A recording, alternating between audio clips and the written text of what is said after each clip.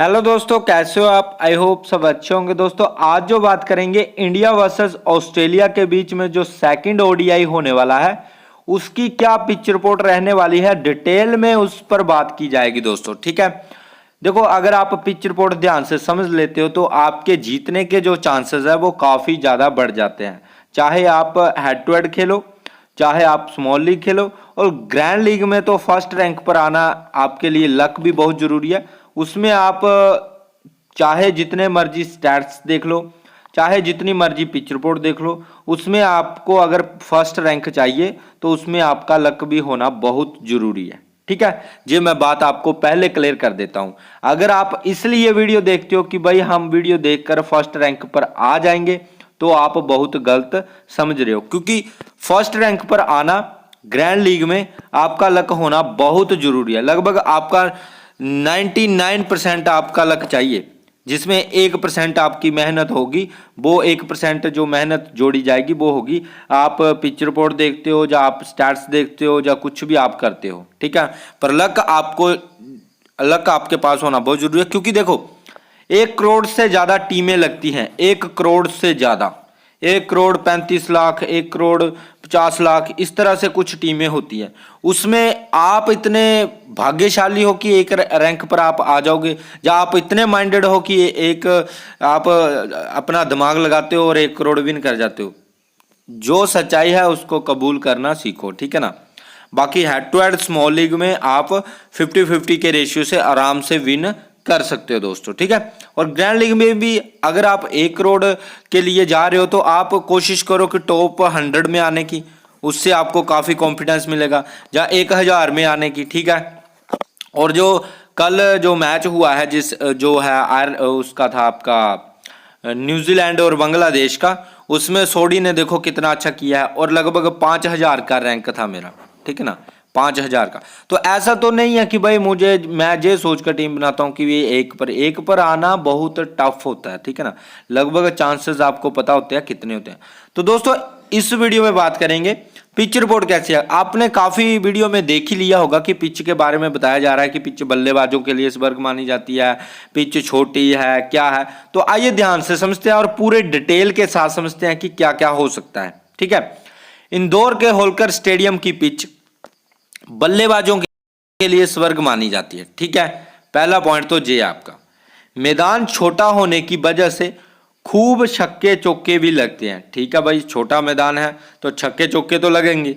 जहां पर मैं बाउंड्री भी बताने वाला हूं कि कितनी है, और आपके स्पिनर चलेंगे तो फास्ट बॉलर चलेंगे तो बैटर्स चलेंगे। ठीक है, तो सारी वीडियो देखना ध्यान से ताकि आपको सारी इंफॉर्मेशन मिल सके। इसी मैदान पर वीरेंद्र सहवाग ने वनडे में 219 रनों की पारी खेली थी दोस्तों, और रोहित शर्मा ने इसी मैदान पर 35 गेंद पर T20 इंटरनेशनल का सबसे तेज शतक ठोका था दोस्तों।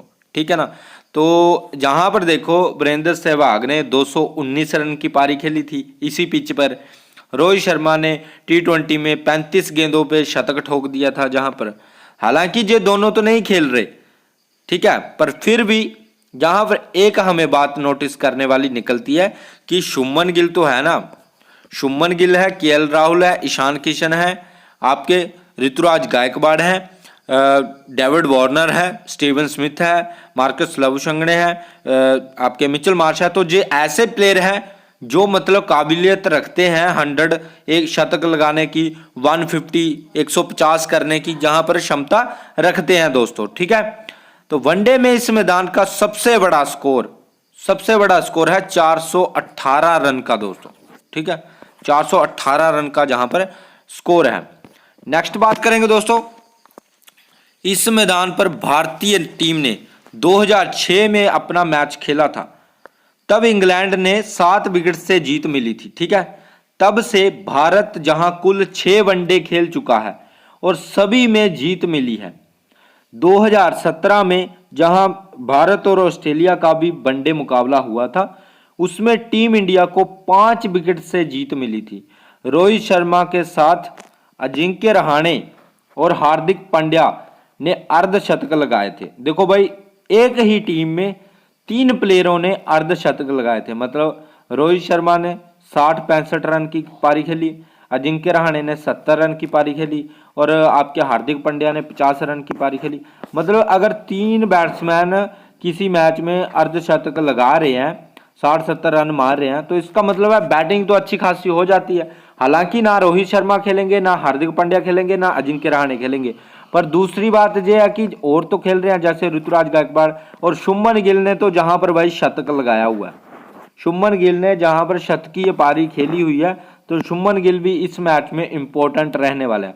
शुभमन गिल, ऋतुराज गायकवाड़, ईशान किशन, दोस्तों ईशान किशन भी इंपॉर्टेंट रहेंगे, आपके केएल राहुल इंपॉर्टेंट रहेंगे, ठीक है। तो ये बात ध्यान में रखना। ऊपर के जो टॉप ऑर्डर के 3 बैट्समैन हैं वो तीनों आपकी टीम में होने चाहिए, चाहे आपके ऑस्ट्रेलिया की तरफ से, चाहे आपके इंडिया की तरफ से, क्योंकि तीनों में से अगर तीनों 50-50 लगाकर जाते हैं तो अगर आप एक को भी मिस करते हो तो आपको खामियाजा उसका भुगतना पड़ सकता है, ठीक है। और अगर शतक लगाते हैं तब तो भाई और भी अच्छा है हमारे लिए। और कैप्टनसी भी आपको ओपनर में से ही देनी है। एक ओपनर चलेगा 100 लगाएगा, दूसरी तरफ से भी एक ओपनर, जहाँ 1 डाउन वाला, जहाँ आपका तीसरे नंबर वाला बैट्समैन को कैप्टन देना है, जहाँ ओपनर को, एक ओपनर को कैप्टन देना, वही बड़ी पारी खेलने वाले हैं, पहले बता रहा हूं मैं, ठीक है। न्यूजीलैंड के खिलाफ जनवरी में हुए मैच में शुभमन गिल के बल्ले से शतकीय पारी निकली थी। अब जनवरी कुछ ज्यादा नहीं है, अभी इसी साल में जनवरी मंथ में शुभमन गिल ने इसी पिच पर शतकीय पारी खेली है, तो आप शुभमन गिल को भी कंसीडर कर सकते हो कैप्टनसी के लिए, ठीक है। नेक्स्ट बात करेंगे दोस्तों, कैसी खेलती है पिच। इंदौर के होलकर स्टेडियम बल्लेबाजों का बोलबाला रहता है। तो दोस्तों जहां पर मैं डिटेल में बात कर रहा हूं आपसे, ऐसा नहीं है कि भाई जल्दी से काम किया और खत्म किया, ठीक है ना। कोई मेरे पीछे कोई भाग नहीं रहा, जहां आपके पीछे कोई भाग रहा है, तो ध्यान से सुनो अगर कुछ जीतना चाहते हो, नहीं तो हारना है तो भाई वीडियो छोड़कर जा सकते हो, ठीक है। कैसी खेलती है पिच। इंदौर के होलकर स्टेडियम की में बल्लेबाजों का बोलबाला रहता है। आपको बताएं, बाउंड्री छोटी होने के कारण इस मैदान पर जमकर चौके छिक्के। भाई बाउंड्री छोटी होने के बहुत कारण जहां पर बताए जा रहे हैं, ठीक है ना। कितनी है बाउंड्री वो भी मैं आपको बताने वाला हूं। भारतीय टीम ने न्यूजीलैंड के खिलाफ इस मैदान पर खेले आखिरी मैच में स्कोरबोर्ड पर 385 रन टांग दिए थे, ठीक है।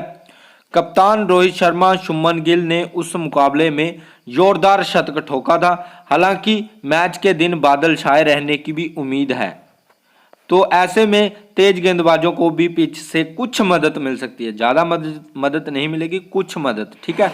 तो आप इंपॉर्टेंट वाले तेज गेंदबाज लेकर चल सकते हो, ठीक है। तो जहां पर जो 385 स्कोर बनाए थे जहां पर भारतीय टीम ने, जिसमें शुभमन गिल का भी शतक आया था और रोहित शर्मा ने भी काफी अच्छा शतक लगाया था, ठीक है ना। तो दोनों ओपनर ने काफी शानदार शतक ठोके थे न्यूजीलैंड के खिलाफ, जनवरी में 385 रन बना दिए थे, ठीक है। तो बैटिंग पिच तो दोस्तों आप मान ही सकते हो कि बैटिंग पिच तो होने वाली है। नेक्स्ट बात करेंगे सेकंड ओडीआई की पिच रिपोर्ट में और क्या डिटेल की बातें जहां से निकल कर आ रही हैं। तो पिच बल्लेबाजों के लिए अनुकूल है। भाई कोई भी पोस्टन आप देख लो जहां पर यही बताया जा रहा है पिच बल्लेबाजों के लिए अनुकूल है। टॉस जीतने वाला कप्तान पहले बल्लेबाजी भी चुन सकता है।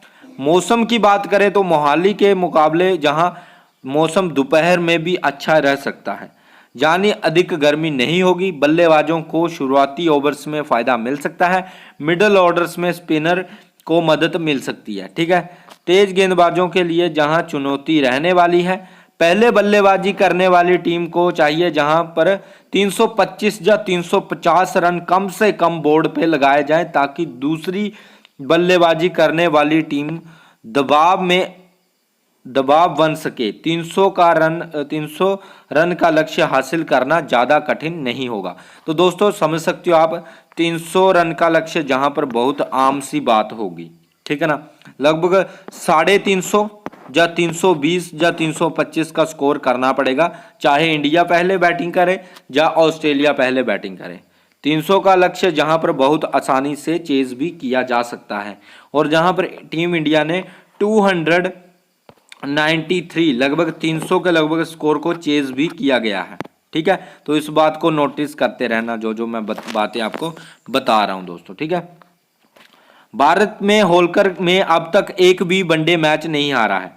टीम इंडिया ने जहां अपने सभी 6 वनडे मैच जीती है। इंदौर की सतह बल्लेबाजी के लिए अनुकूल विकेट है और उम्मीद है कि एक बार फिर बल्लेबाजों को पूरे खेल में मदद करेगी।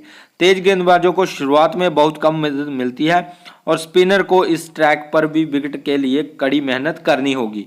जहां फ्लड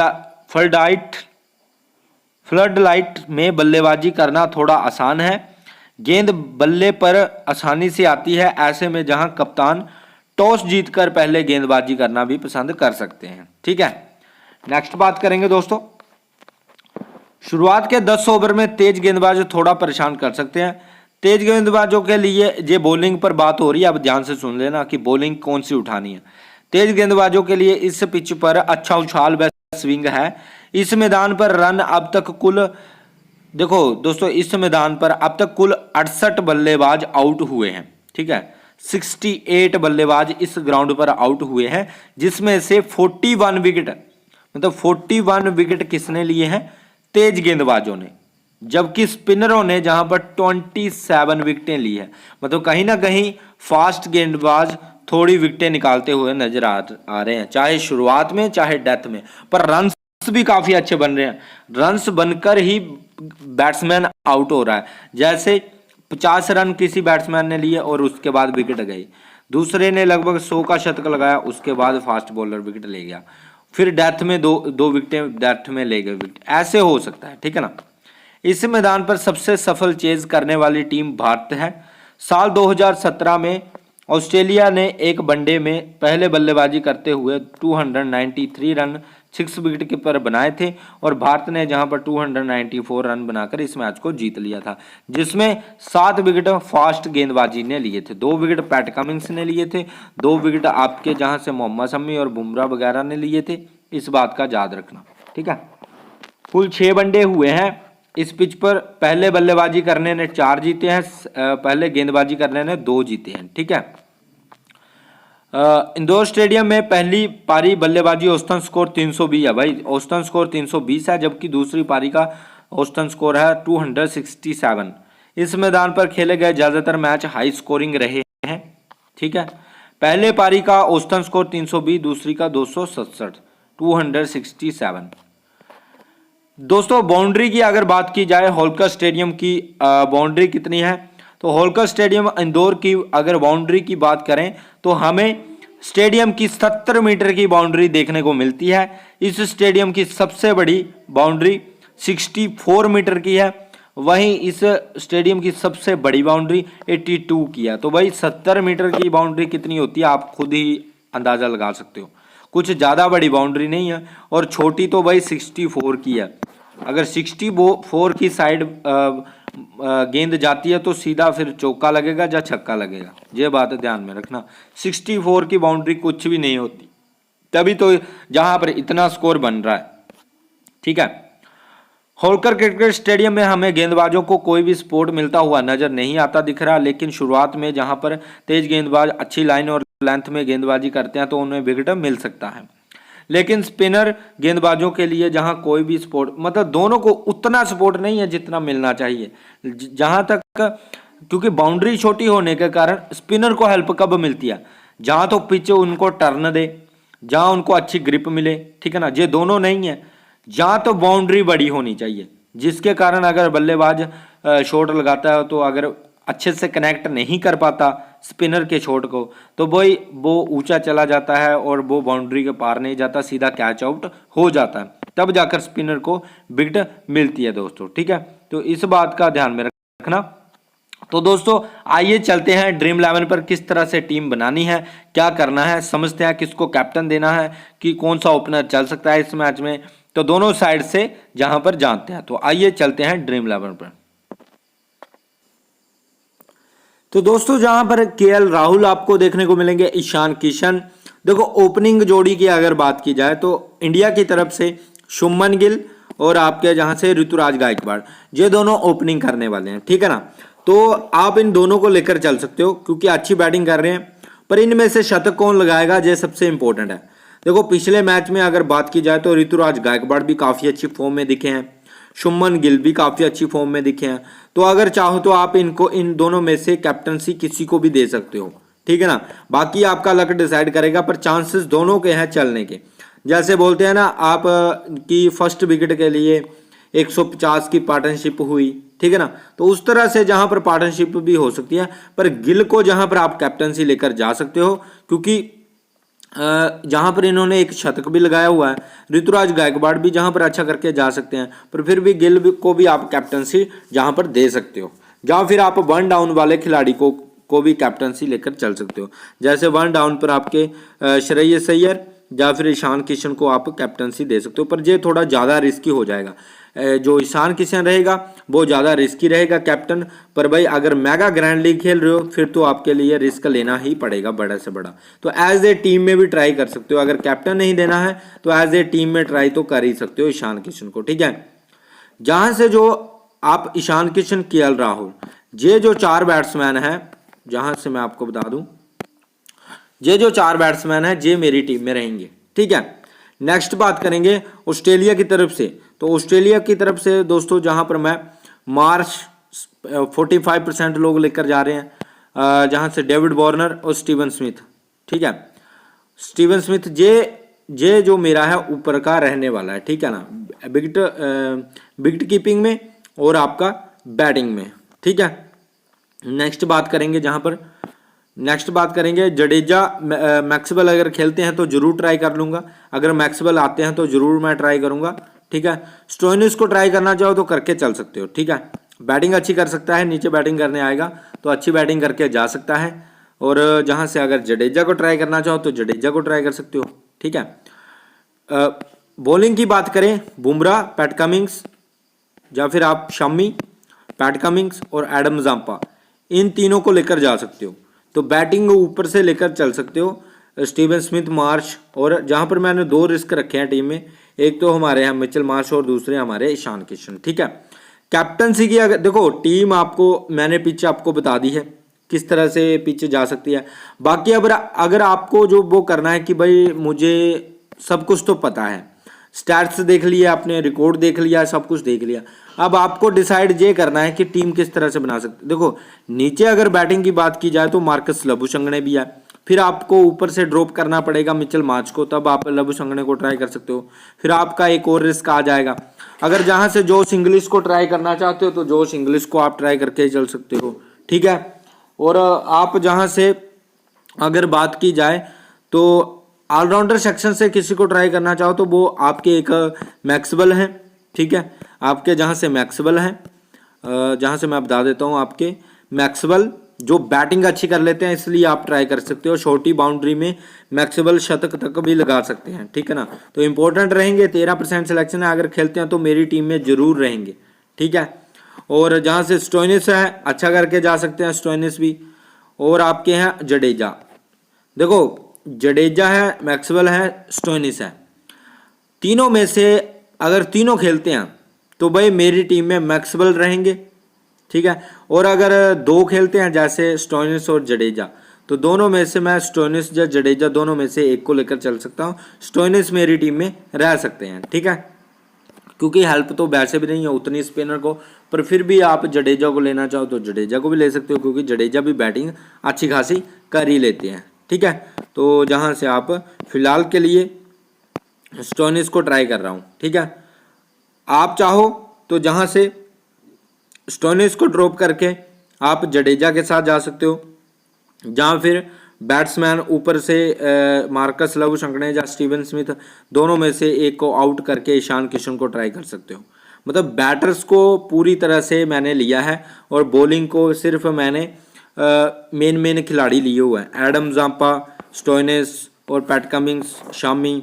तो जहां जांपा की जगह पर अगर आपको लगता है स्पिनर नहीं चलने वाले, जैसा कि आपने पिच रिपोर्ट देख ही ली है, तो आप जहां से शार्दुल ठाकुर हैं, जहां बुमराह है, क्योंकि बुमराह और शामी डेथ में भी बॉलिंग डालेंगे, तो डेथ के बॉलर्स को भी आप लेकर चल सकते हो दोस्तों, ठीक है।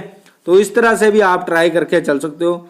मिचेल मार्श एक इंपॉर्टेंट रह सकता है इस मैच में। देखो मार्च का क्या है, काफ़ी टाइम से फ्लॉप चल रहा है, ठीक है ना।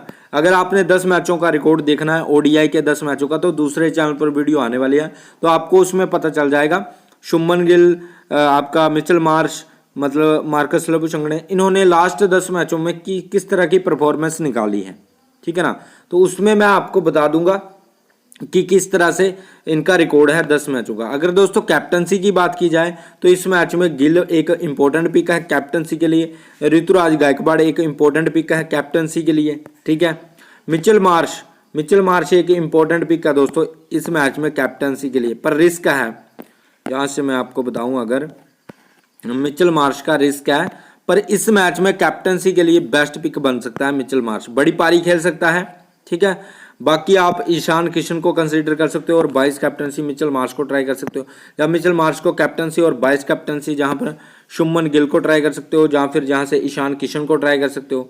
मतलब बैटर में से ही कैप्टनसी देना कोशिश करना, 4th और 5 वाला बैटर्स को मत कंसीडर करना, पहले बता रहा हूँ। कैप्टनसी का एक तरीका बताता हूँ, 4th और 5 वाला बैट्समैन को कैप्टनसी देने की कोशिश मत करना, आपको बहुत कम पॉइंट्स देने की देगा। अगर आप 4th और 5 वाले को कैप्टनसी दे रहे हो, इसका मतलब ये है कि आपको लगता है कि ऊपर की विकेटें जा रही हैं, ठीक है ना। जहां तो ओपनर को देना, एक ओपनर को जिसको आपको लगे कि भाई ये आज अच्छा करेगा, 100 लगाएगा, उसको कैप्टन देना। जहां जो बर्न डाउन पर आता है, जैसे बर्न डाउन पर कौन कौन आते हैं, जैसे आपके शुभमन गिल और ऋतुराज गायकवाड़ है, इन दोनों में से कैप्टनसी देने की सोच रख सकते हो। बाकी आप वार्नर और मार्श आते हैं जो है आपके ओपनिंग करने, तो मार्श और वार्नर में से एक को कैप्टनसी देने की सोच सकते हैं, या फिर स्टीवन स्मिथ आते हैं उसके बाद, और उधर से ईशान किशन आपके श्रेयस अय्यर आएंगे, ठीक है ना। तो ये बात आप सोच समझकर सोच लेना कि मैं आपको क्या बताया है।